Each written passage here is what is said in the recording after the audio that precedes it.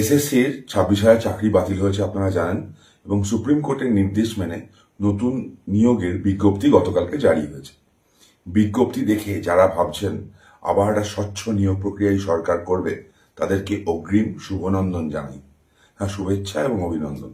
কেন বলছি, পুরোটা দেখছিলাম আমি।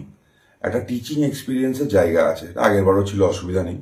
টিচিং এক্সপিরিয়েন্সে এখানে একটা ক্ল্যারিটি নেই, এই নাম্বারটা কারা পাবে।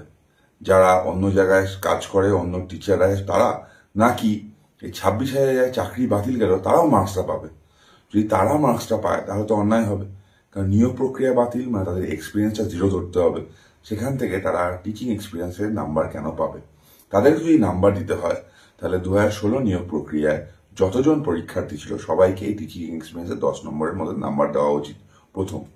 সেকেন্ড, সরকার বাজার খুললো আরেকটা। কিসের বাজার খুললো? কন্ট্রাকচুয়াল যারা কাজ করে, মানে কন্ট্রাকচুয়াল এমপ্লয়মেন্টে যারা গভর্নমেন্ট এডেড আনএডেড স্কুলে আছে, তাদের একটা বাজার খুলে দিল। তারাও এই টিচিং এক্সপিরিয়েন্সের নাম্বারটা পাবে এবং তাদের সার্টিফিকেটটা এবার বিভিন্ন জায়গা থেকে বিক্রি হবে।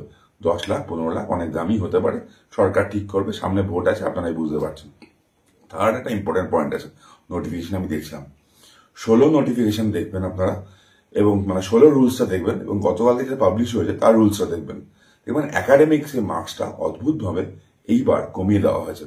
টিচার যারা অ্যাপয়েন্টমেন্ট পাবে তাদের একাডেমিক্সের মার্কস কম হলেও চলবে, সরকারের এটাই ধারণা। একাডেমিক্সটা মনে হয় প্রয়োজন নেই।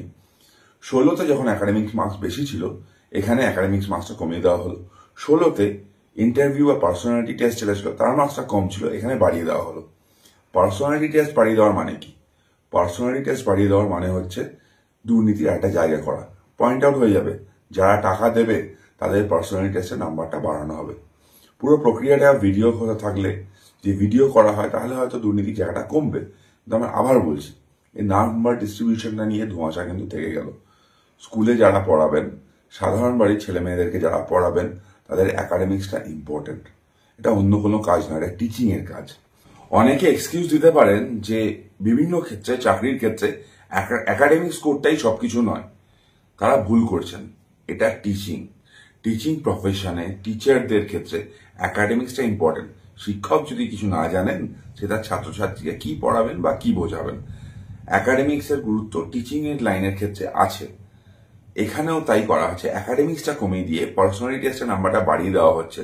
কেন করা হচ্ছে সেটা আপনারা নিশ্চয়ই বুঝতে পারছেন। আবার বলছি, যারা ভাবছেন দুর্নীতিমুক্তরা নিয়োগ হবে, তাদেরকে অগ্রিম শুভনন্দন। এবং রাজ্য সরকার এই নিয়োগ প্রক্রিয়ার মাধ্যমে আবার ধোঁয়াশা রেখে দিল, একটা মামলার জায়গা রেখে দিল।